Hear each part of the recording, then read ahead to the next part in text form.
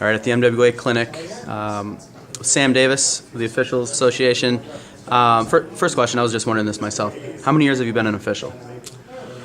Oh my goodness. God. I started officiating, I think, in 73. 73. A solid 45 years plus. Okay. That was just for me, off the record. Okay. Talking to the group today, there's a lot of changes that are being made, I guess. What were some of the things you were hitting on in your meeting today? What are the focus points from an official standpoint heading into this season? One of the big ones, obviously, is the change in supporting points, and it has gone now to a position where as long as you have 2 supporting points of either participant in bounds, wrestling continues. And that can be either 2 supporting points of mine, 2 supporting points of yours, or 1 of each, which is going to increase the opportunity for wrestling to continue, because now the out of bounds doesn't play as much of a part early on in the match. Another one that's probably going to, be something that evolves maybe as the season goes is the out of bounds stalling, the stalling call, similar to how college would call it. What sorts of things are officials? What do you see in that situation that you're trying to distinguish? Is the guy backing out of bounds? Is it a push out of bounds? I guess. What sorts of things are you talking about, and how do you see that rule change playing out? Well, I think, again, in order to keep more aggressive wrestling, we're saying that you need to try at every opportunity to stay in bounds and wrestle aggressively beyond the attack.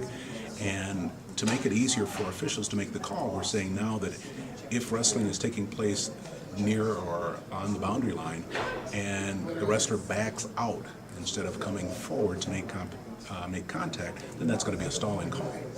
And we've also looked at, the Federation has now said that if you're pushing an opponent out of bounds, we've often said, hey, let the guy in. Well, if you're pushing him so he stays out of bounds, then that's going to be a stalling call against the person who is in bounds. So it's going to make a real difference in terms of keeping wrestling probably more center focused.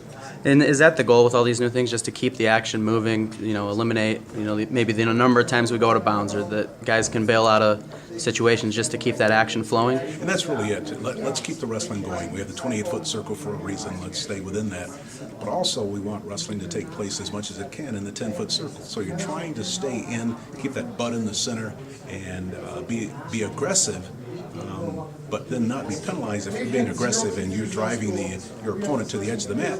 If they don't want to stay in, you shouldn't be penalized for being aggressive. So we're going to penalize the guy who's not taking the forward action. And obviously you're an official, but I guess, are you the head official for the state? Is that accurate? Are you the... I guess I'm certainly the official specialist for the state. Okay, that's a good title. So I oversee the officials at the finals for both team and individual. I'm also within the association working with Dan Hutchison, who's the director for wrestling.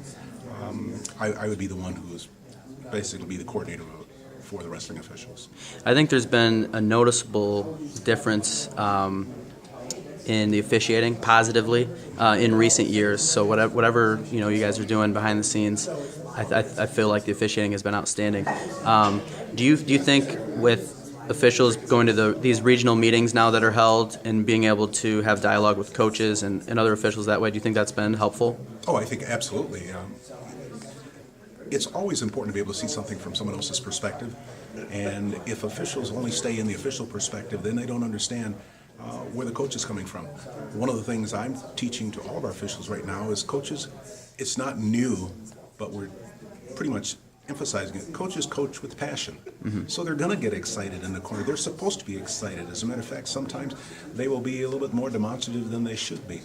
We've got to work in terms of our communication with how to tone that down as opposed to penalizing. And if we can get coaches to be more responsive to that and officials to be more receptive to the fact that coaches are going to be excited and demonstrative, then we've got a better communication. Coaches will listen to officials will listen to coaches, and then we can have better wrestling. Awesome. I appreciate the time. Again, this is Sam Davis, official specialist, also, I think, 1969 state champ. You got me. Is that right? Wrestling USA All American. Not a lot of people know that, Thank but you, I'll sir. throw that in. Thanks Thanks for your Jim. time. Appreciate it.